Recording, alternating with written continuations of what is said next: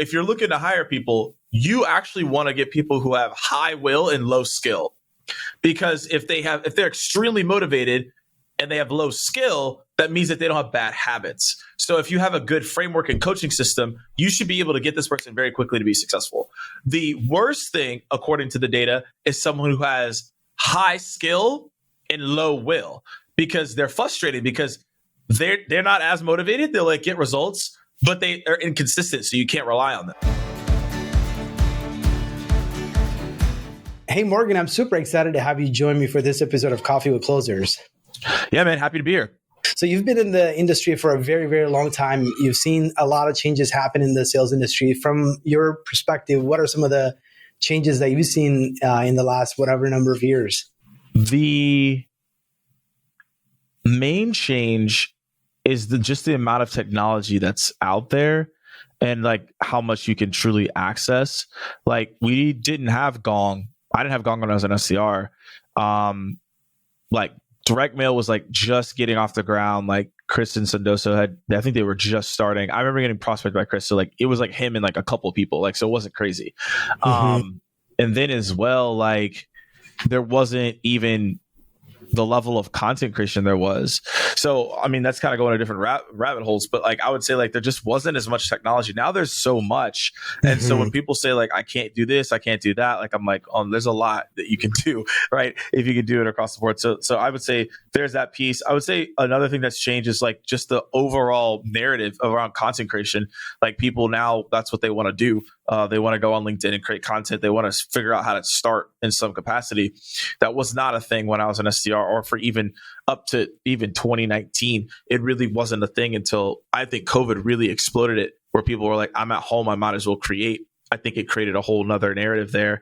And I think also as well, in the sales space, is that there's been more support from marketing, right? You think a lot of revenue marketers, et cetera, now they're getting more involved. And you also see as well from the SDR standpoint, they're starting to get more involved with that air cover. And then there's just more narratives going around there. I truly believe at the end of the day that one of the biggest changes overall in sales and in marketing is that the products are starting to look similar. So you have to have a brand narrative and you have to be able to sell off that narrative. And so I think that's a big shift in the space too. It's not just we have this tech that's different. It's that everyone's doing the same things. How do you stand out with your narrative and your content, et cetera?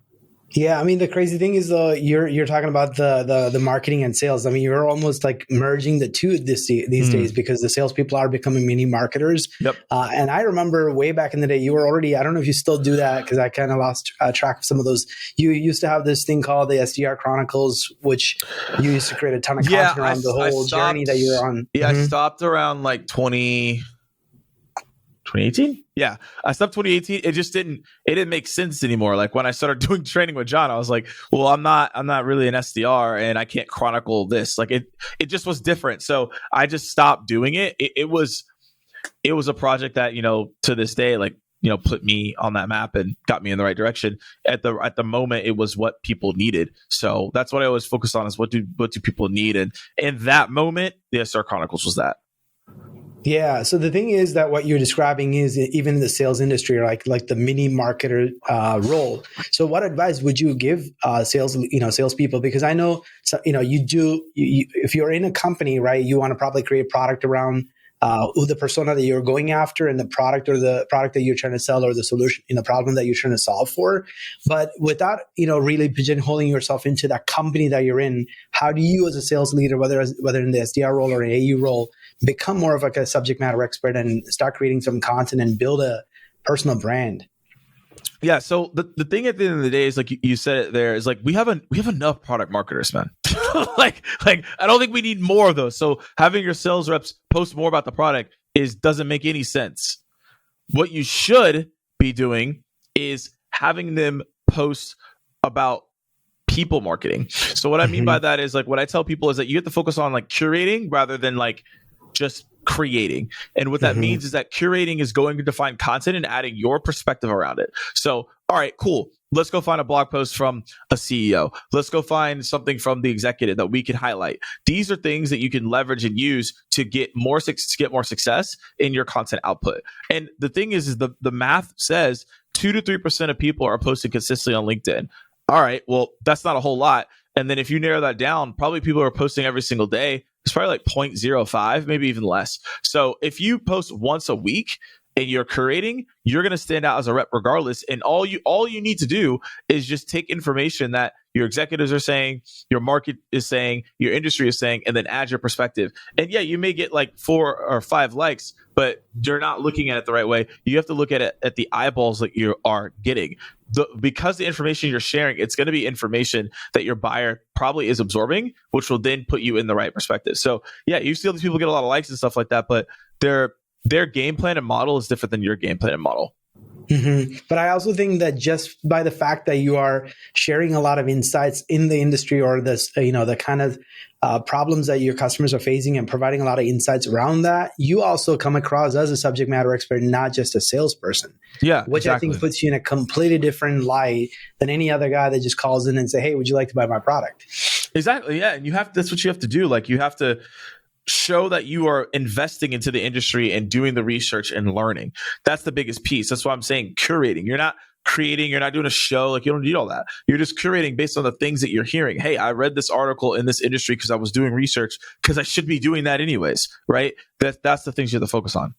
Mm-hmm. And I think if you had to give them some sort of a rule of thumb, what would you suggest to them? Like I know everybody was talking about in the late 20s, in the 2020s and 2021 is all about social selling and, prospecting on LinkedIn and whatnot. But in terms of the amount of energy and time that they should be spending on these social platforms, creating and commenting and, sharing all sorts of insights like that from a time investment standpoint. Hard to tell someone exactly how much time they should do it because I don't know your role. I don't know how much you're trying to get out of it. I don't know what your goals are, right? So me giving you exact same thing, you're gonna get me in trouble. So the thing is, what I would tell you is that you have to think about it in terms of what are you looking to accomplish, and then how much time is it taking you to do X? Like that's what it comes down to. So hey, I want to hit, I don't know, 300% of my number. Maybe I need to make 30 comments a day because in my market, people are posting and I need to engage with them. I don't know, but my whole point is to get back to the root of what I'm saying is that when you're thinking about commenting, engaging, etc., that's why I recommend using Sales Navigator as a tool here. You can see who's posting in the past 30 days. You also can see who's following your company. You can see who's engaging with people on LinkedIn. This is a good sign that you can comment with them. And then also as well, like on LinkedIn, all I'm saying is post once a week as a rep. That's like not that hard, right? If you're already learning about your industry and you're adding context of the notes you're learning, this should be an easy transition for you to start putting out more content. Yeah. And also like even just engaging on content that your prospective customers are posting too, because you get on their radar by commenting or asking thought-provoking questions about the problems or issues that they might be posting, right? Or even the content that they're sharing. And then getting on their radar is a great way to engage your prospects as well. Yeah, exactly. And that's the whole key. And that's the whole focus of this is that like, it's not that you're going to post and get in meetings all over the place. That's not what I'm saying. It's just over time, you want to be top of mind everywhere. Emails, calling, social. I don't know if you got to send a howler right from Harry Potter. I don't care what you do. But at the end of the day, it's like you have to find a way to have the multi-touch approach. Most certainly. So obviously, I think when you were at the Rainmaker conference, you were probably at Terminus, and that company just on a fast track growth. Yeah. Since then, I think you moved on to several other companies and even worked with John Barrows, right? So there's so many places that you worked and you have consulted with a lot of major enterprise organization and their sales team.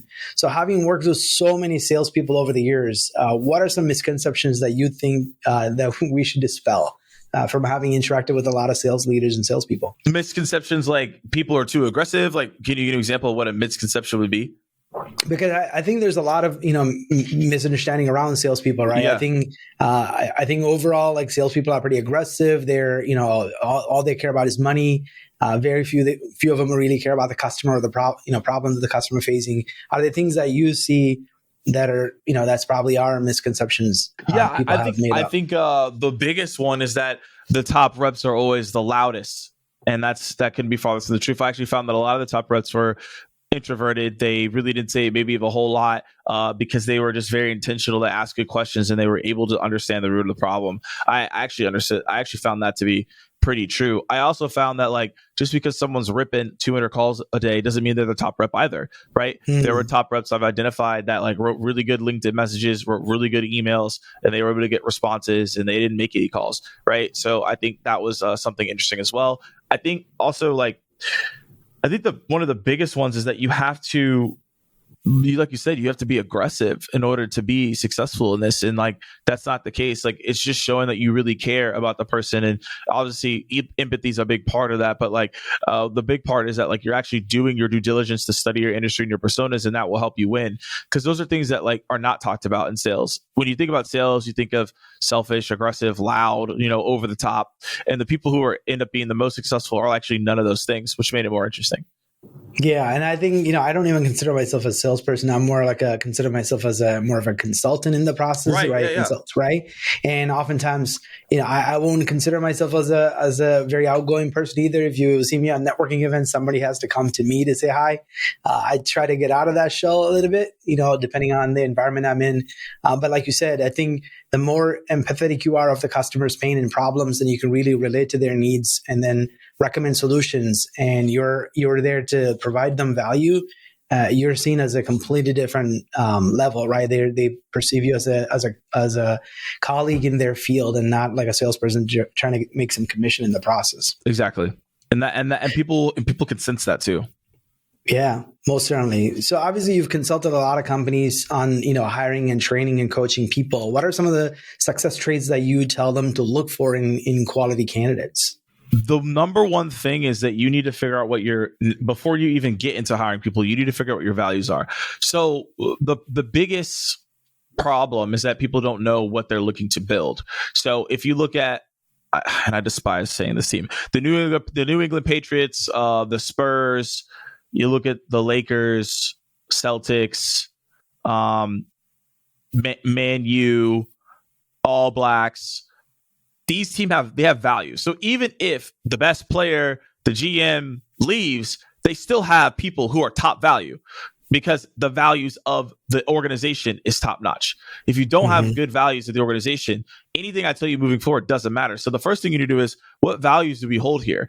And you need to hold yourself and your team and future employees accountable to those values. And if they don't fit, bye, see you later. And that's how those organizations have been successful. There are people who have gone there, they're not successful because they didn't follow the values.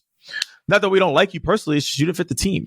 So you got to know that. And then what should you be looking for? So SDRs, AEs, full sales cycle, those are all going to be different components. However, I will tell you, number one, like this is at least what I always look for, is like people who are very curious, because that means they're going to ask you questions. That means they're going to like be proactive with the managers to ask questions. That means that they're just going to be better as a rep. So were they curious before they got in this interview? Did they know about us? What type of questions did they ask at the end of the interview?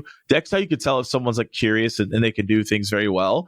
Number two is that you noticed that they are able to think outside of the box. And I don't think that has in correlation to curiosity, because you could be curious and not think out the box. So it's like, how are they being creative? How can they be different? If you think about sales now, you have to be unique and different at the end of the day. Most reps are going to that mini marketer, because of what we talked about. So you have to be creative in some way. And then 3 is, how are you? Basically, you got to figure out, are they going to be an organized individual? So are they very systematic? Do they have a process? Are they willing to follow a process? Right? Those are things that are going to be successful, because top reps typically are able to have a process and they follow it. And if they don't, those are reps that are out there and they can do their thing. But success is going to lead to people who are organized and can be consistent. Yeah, the funny thing that you mentioned about curiosity, when I had Mark Roberge from former CR of HubSpot as a guest, he actually said because he built the sales organization at HubSpot way back in the day. I think it was like 2007 or 8. But he said he's systematically analyzed all the candidates that he hired and onboarded and trained and led them on to success. Coachability and curiosity was like the top 2. And he said you would think skills are what makes salespeople, right? Like, their skills of closing or skills of asking the right questions. But he said the people that were the most curious were able to ask the most questions, and the most coachable were the ones that are actually taking feedback from the management on how to improve their skills even better. Have you heard of the skill will concept? So essentially, when you're looking to hire someone, this is also important as well. It's like skill versus will. So this is how we did it when we hired our SDR team. So skill is like, you have the skill already, you know how to ask questions, et cetera, all that stuff. Will is like innate. It's like, what is your capacity or motivation to do something? So if you're looking to hire people, you actually want to get people who have high will and low skill. Because if they're extremely motivated and they have low skill, that means that they don't have bad habits. So if you have a good framework and coaching system, you should be able to get this person very quickly to be successful. The worst thing, according to the data, is someone who has high skill and low will, because they're frustrated because they're not as motivated. They'll like get results, but they are inconsistent, so you can't rely on them. And then obviously, if you have people with high skill and high will, that's incredible, right? Mm-hmm. So the whole goal is like high will and low skill are the best, because then you could coach them, you could build a system around them. But again, if you have high skill but low will, you can't teach will. So now you're struggling with someone who just doesn't get it. They're not getting after it. Yeah, and I would love to go back to the systems and process thing that you touched on earlier. But how do you look for the will part of it? Because I think skill, you can probably ask a lot of questions and put them through some sort of a test, right? But the will, how do you test for the will part? Because they're going to come across shiny in the sales interviews, but how do we really test for it? Yeah, and some, obviously people can lie through this process, but you got to ask questions that are related to their story, right? So we would ask like, hey, like, can you walk us through a time where you faced an adversity and like, how did you overcome it? Or like, what's a time where you failed something, and what was the way, kind of adversity, but what was the way that you bounced back? Or like, hey, like, what was a time where you were successful and how did it feel, after that? Like, so it's just the questions around that. Like, what were things that they faced? What did they struggle? What was adversities? What are things that were in their head? Or like, hey, when's the time that you like had negative self-talk and you had to push through? What did you do? Right? You want to see, do they have a chip on their shoulder, but what type of will that they have? And those are questions you can ask to phrase it, because sometimes people, might make that up on the fly, and you can tell. So you can really see like, how do they deal with these situations, and do they have the will? Now, a good sign is if they're an athlete or something like that. Obviously, they'll have will if they've, done something that's like extracurricular that like obviously revolved around having a certain will. Yeah, that's important. But I found that answer those questions really helped me out at the end of the day, and also the team. Yeah. So, and I think you talked about the skill. So the skill of like the systems and process, maybe you can teach, right? Hey, here's how we use the CRM. Here's how you create your call cadence. And here's the schedule that we recommend our best reps to have, those sort of stuff. But what are other things that you can do to test for the skill of organizations and, following or building a system of their own? Are there things that you've done to verify that too? If they have a previous sales role, one of the things that you could do is you can say, hey, like, can you pitch us your last product or service? It just sees like, okay, like, can they actually do that? So that's like pretty interesting. Depends on what role you're interviewing for, but we would do like mock cold calls with a rep, and we would give them a scenario and say, hey, like, try to pitch this, try to see how like comfortable they were on like doing a cold call and navigating that. So that was always interesting to see. Another thing that I found to be also like pretty interesting as well is we would try to figure out what they were good at as well by even doing like an exercise. So I'll give an example. We would say like, hey, here's this account. Here's like the value prop, and that's it. You got to break it to this account. How would you do it? So they would present to us and be like, hey, I looked at this account. Here's my research. Here are my emails. Here's how I go about it. Here's my thought process. Here's my outcomes. Interesting, right? So that was another perspective we did as well. I find that exercise was the best one to really see their skill, and also, do they even want to do the job, right? Because if they did that and they didn't like it, it's like, well, that's what we're doing 100% of the time. Yeah, that seems to be a very good test, because you can really see their thought process of how they would go about attacking an account, right? Especially if they have a target accounts they're going after. What would be who's the right person they will go after, and what kind of positioning they would use to get in the door. That's a great test. So we can sit here and talk a lot about those practical things that I'm curious also. Obviously, you've well read, you've been on so many stages. What are some sales books that you love and recommend to other people? In terms of a leadership book, anything John C. Maxwell, he's the best person in leadership. He's just the best, right? So you have like the five levels of leadership. Another good one is 15 15 invaluable laws of growth. You said that there's 21 lessons of leadership, I think. I think he has the irrefutable laws of, I think it was like 21 irrefutable laws too. Like he's got so many. I don't know how this guy got bars, right? So you need to go check him out. Like John C. Maxwell, if you want to be a reader, I read like 8 books before I took my manager role. It's the best books I ever read. It helped me be, a good leader to my team. So I recommend that. I mean, I know there's like sales management, like, I think Simplified, I think is something out there. I think I heard that was a solid one, but I found that John C. Maxwell was the best, right? Period. I really like Anthony Illinaro's The Only Sales Guide You'll Ever Need. And then I think there's another one around eating your competition, eat their lunch. I really like that. I've always been a fan of his, and we've always had multiple conversations, and I'm, just a huge advocate on that. And then another one I really like is Captivate. And it's a psychology book because you could read people's body language. And that's incredibly important because we're on Zoom and all this stuff. So if you're able to read someone's body language, you could figure out am I heading in the right direction or am I sucking right now, right? So I think that's pretty important to know whether or not you're actually moving in the right direction. So I found that one to be really helpful. Another one that I really like is question-based selling. Thomas Friess. A lot of the things I do is around that. I have conversations, personal and professional, based around question-based selling, period. I found it to be the best method for me. So those are a couple of ones you can dive into if you're listening in. Yeah, I was on one of your earlier today that you were doing a live Q&A sessions on live on LinkedIn, and you talked about even on prospects, you were asking, what would you want me to use as a subject line? Yeah. So that you don't brush me off as a right? Like you don't brush me off as a salesperson, right? Which is another way to ask questions to get the customer to tell you what they would like you to do. And so you mentioned about the body language and reading the body language. So I have a question. So obviously I'm in sales too. I see a lot of, prospects. There are conversations that I'm on where you can see the prospect is clearly distracted. And then, like you said, the body language just shows that this conversation is not what they're focused on. They have so many other people, so many other things going. And it's kind of the decision maker, but you have a couple of champions that you brought this decision maker to the call, but this person has no interest in listening to you or anything, or even ask questions that you clearly have answered early on and did not even pay attention.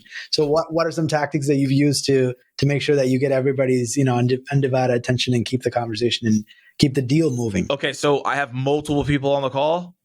Yeah. And you have the decision maker is clearly distracted, playing around with something else and even chatting or something. And then, not even looking at the camera. Yeah. Okay. So I think there's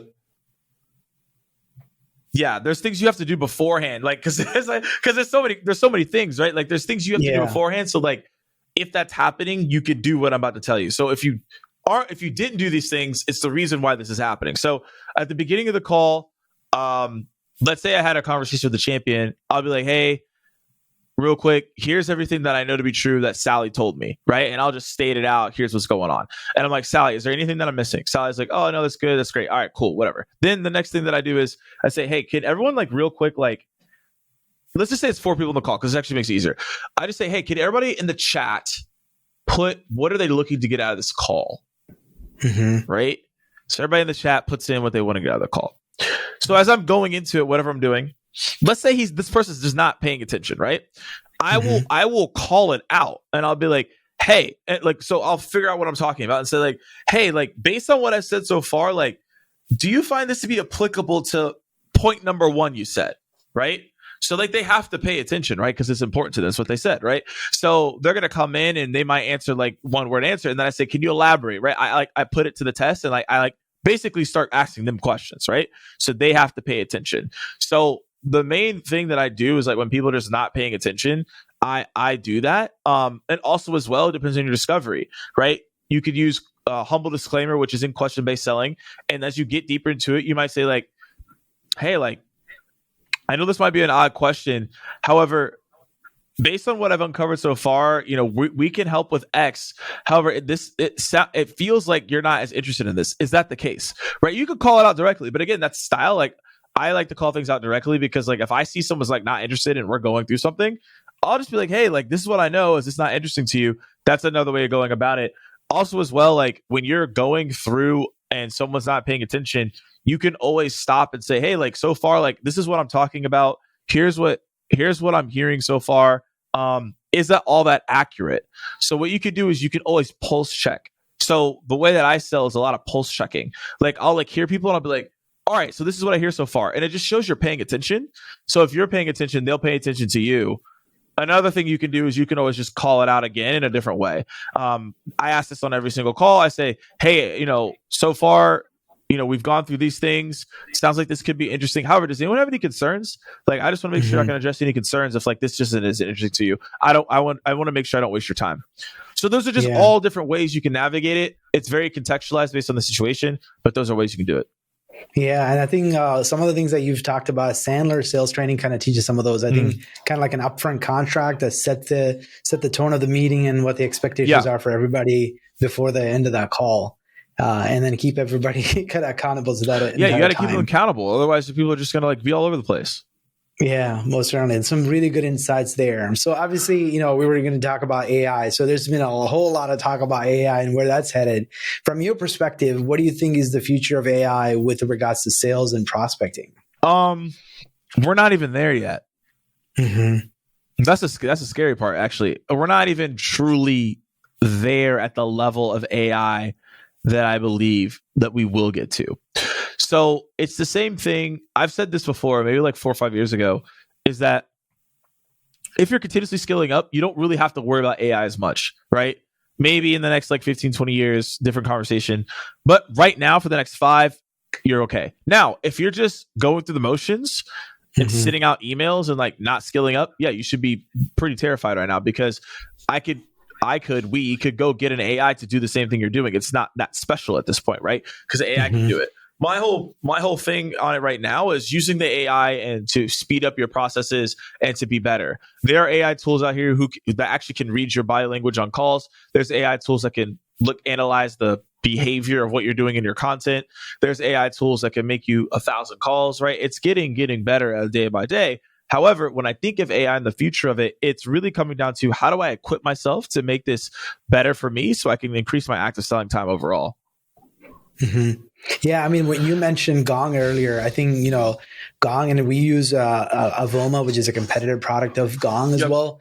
I think they're all using AI power, not only just to, record and transcribe the calls, but actually able to, organize the call summary into the pain points, the competitors they brought up, there's some sort of issues that they think should be addressed, right? Or even the opportunities that the sales rep missed in terms of recognizing in the call is super powerful. And then even I'm hoping there's going to be more of those things that would help us do our job a lot better. So what are some of your hopes in terms of AI helping the sales team or sales organization as a whole doing better? Yeah, I think it'd be really great to understand. Well, I'll give an example. So there's this product called Second Nature, and what it has is it's the robot's called like Ginny. And so what it does is that they'll bring in like the manager, they'll do like a mock play with it, and then it can intuitively pick up how a prospect would respond.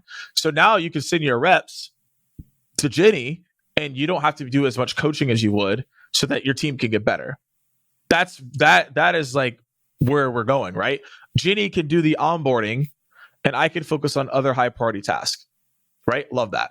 2 is that I mentioned the body language one.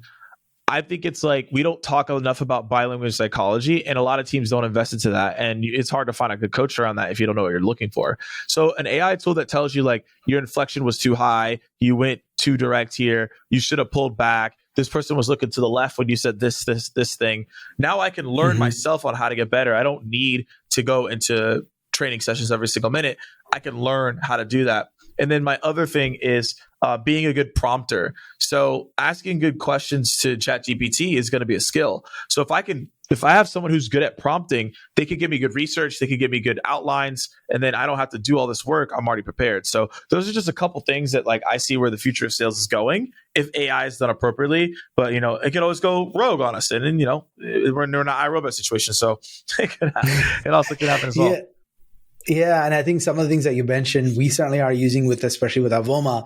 It tells us the number of time, the amount of time the salesperson was talking, And if it was more than a certain percentage, right, you won 70% of the time the prospect is talking to us and not, unless you're actually doing a demo. Right. Even in those scenarios, you don't want 75, 80% of it is, the sales rep doing all the talking. But also just the filler words, right? Like you're using all these filler words and you can catch that. But I'm looking forward to learning more about these sort of tools that you mentioned that can actually help me get better in terms of reading body languages or even dealing with objections and how to handle those things. Exactly. Seems like some really good use case of that. Are there any other trends that you're seeing in the sales industry? Obviously, you've kind of left the SDR role and moved on to more coaching and consulting. But what are some of the things that you're seeing is actually changing the entire sales industry as you see it? I mean, I feel like AI is just still, there, right? Like, I feel like overall, like the topic of this discussion is around AI. I don't really see anything else more groundbreaking or breaking a trend more than AI itself, because it's going to be the main topic, and every single person that you're going to talk to is going to talk about it. And here's the thing. So when you think about an industry, industries have narratives. So there was a narrative at one point where we were in the marketing automation area narrative. Mm-hmm. Then we were in the sales engagement narrative, right? Then we were in like multi-platform narrative. Now we're in the AI narrative. So overall, the changes I'm going to see is still around AI. Now, to your question, the changes that are going to be in that is now tools are going to integrate AI in them, right? You have Lavender, AI, email. You have even video platforms which are going to go more AI there. They're going to start doing deep fakes. I've seen the products, right? The data is going to start being more AI to find triggers, insights, clues, etc. AI related posts are going to be start putting out there. How do we analyze posts and do better posts? So you see where I'm going. It's not more so like, is there a new technology or something that I'm going to see that comes out? I think it's more so AI is here. It is the narrative. So now everything off the AI narrative is going to last for the next 10 to 15 years. So now you have to figure out, how do I leverage AI? What does it actually mean? And what's going on? Everything in industries, based on what I've studied, is focused on a narrative. You can go pinpoint when certain companies go really hot. There's a narrative, right? There was a data cloud computing narrative, right? There's always a narrative. So now the narrative is AI, and that will fundamentally change the way sales is. And I think it can be good, right? You have, again, body language analysis to get sellers better, and it shows that your buyer doesn't care. Now it forces us to get better at this profession. And those are just my takes. Yeah, and I'm also looking for tools that's going to make us more efficient, like you said, right? Even if you're using prompt to find the quick answers to, what is the summary of this company and what are some of the, top priorities for this organization? Exactly. Some sort of a prompt that gives you that before you make that call, or call summaries. I mean, I'm using Avoma. I mentioned that, not to give all these guys plugs, but it summarizes the call and gives me quick takeaways that I need to put into my call emails. I even told the founder, I say, hey, if you can give me a pre-written email as soon as I get off the phone call and give me the takeaway for the call, and then also the action item for the next call, that would make my life a lot easier. And imagine that it also sits in the draft in my CRM, ready for me to just hit send. Like it's going to change the game. It is. So those are the kind of stuff, the post call, all the homework that you have to do after post call, right? Like that's the part that salespeople hate. That's the administrative crap that you have to deal with. That's what I'm saying. Like it's going to be. Could it happen where the AI replaces the human emotions? I mean, look, it can happen. It can happen, right? I don't see it happening anytime soon. And this is something that like I learned this week that someone told me, and I didn't think about it this way, and he was right. He's like, ChatGPT actually isn't AI. If you think about it.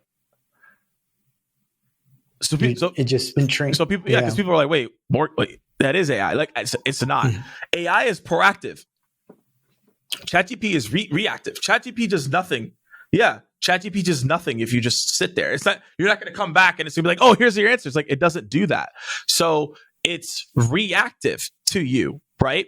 So also the answers are not always correct across the board. It's a compressor. It's just taking information and getting to you faster. That's all it's doing. It's just like a faster Google, right? If you think about it, right?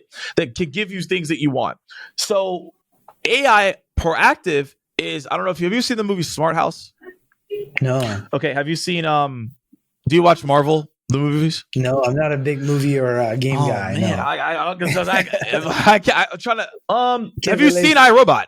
I guess you've seen iRobot. No, I actually did not see that one either. Okay. So you are the worst case example of all time. But the thing is, I'll just give like an example of what I'm trying to say. So AI proactively will do things based on what it's been fed, and you don't have to do it. So literally, if you were to type in to ChatGPT, this is what it should do. You say, hey, give me like 10 YouTube titles that have been like the top performing in the past 90 days, right? You type that. Every day, proactively, the AI will be, hey, I remember that prompt from yesterday. Here's something I found. That is AI. Because it's learning, right, and having a conversation with you. Right now, you're just talking at ChatGPT and it's just going back and forth. But to put an input in there, and then a week later it comes back and says, oh, I remember that, and it gives you answers proactively. You didn't ask for it. That's when we start moving to AI, right? So, for example, on the note side, it's like I have a call, and literally I get off the call, and in seconds I have an email, and it says, because this is reactive but also proactive. Hey, based on the conversation that you had, here's the email that I wrote out, and you had a call like 2 weeks ago, and we said this, and the reader stopped looking at this, so I took that out and added this. What? That's where we're going. We're not there yet, but it's where we're going.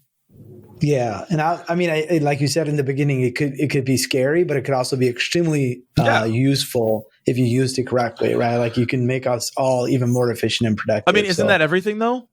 You think about the internet. People are like, "Oh, the internet's gonna be a fad. It's not gonna work," right? The internet is like low key, like pretty ridiculous, right? I can go Google anywhere in the world. I can go on Google Maps and look at somebody's house, right? I could go on Instagram and message anybody anytime in the world. Like, to some degree, that's pretty insane, right? But when people were originally thinking about the internet, they were like, oh, that's not possible, no way. So, yeah, everything I'm saying, you might be like, oh, that's not possible, no way. But it's like, remember when the internet wasn't a thing, right? Remember when we had like flip phones and razors? Like, it's just things evolve. Two final questions. Do you have any sort of a productivity hack that you recommend to sales leaders and salespeople? One of the best things in order to accomplish goals is you have to do things by action steps. If you want to make X amount of money, it's not like I need to go make a lot of money. You have to take steps in order to do that, especially when it comes to quota, right? So you should reverse engineer your quota to figure out how many things do you need to do per day, right? Is it 50 calls a day, 20 calls a day, 3 emails? I don't know. Whatever you got to do. You need to figure out what that is. And so ultimately, if you really want to be successful, a good hack or a productivity piece is the night before, write down what you need to do the next day. So I do this every single day. Like, all right, I'm going to bed. What are the things I need to do tomorrow? Great. So I don't think about what I need to do. I just do it. And that's where most people fail, is that they're thinking too much on what they need to do instead of just actually doing it. Perfect. The final question I have is, knowing what you know today, what advice would you give the younger Morgan Ingram? How old am I? Huh? How old am I? How young am I? Maybe, I don't know, 9 years old. 9? Okay. Okay. I'm trying to think. Okay. So I would tell him that follow your intuition. Yeah. As you follow the intuition, know that you should also ask for help along the way. I think innately, and I've just been thinking about this lately, we all know what we need to do. Even on calls, we know what questions to ask typically, but most sales reps are afraid to ask the hard questions because they think that it's going to end up killing the deal or losing the opportunity. Founders even know which way they should pivot, but they're afraid that they've been too deep into this narrative. Why would they switch it up? Or we might lose customers, or we might lose our market, right? This marketing campaign might be too outlandish, etc.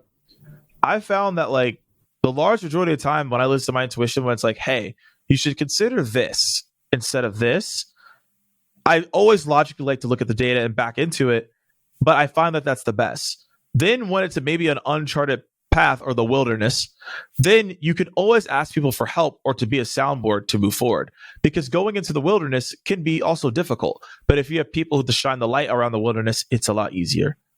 Well, great word to end the conversation. I really enjoyed our conversation. Thank you so much for joining me today. Absolutely. Thanks for having me. This episode of Coffee with Closers is brought to you by OneIMS, a leading digital marketing agency helping businesses win new customers. To request a free marketing ROI audit, please visit oneims.com. If you enjoyed this video, please share it. To make sure you never miss an episode, please subscribe.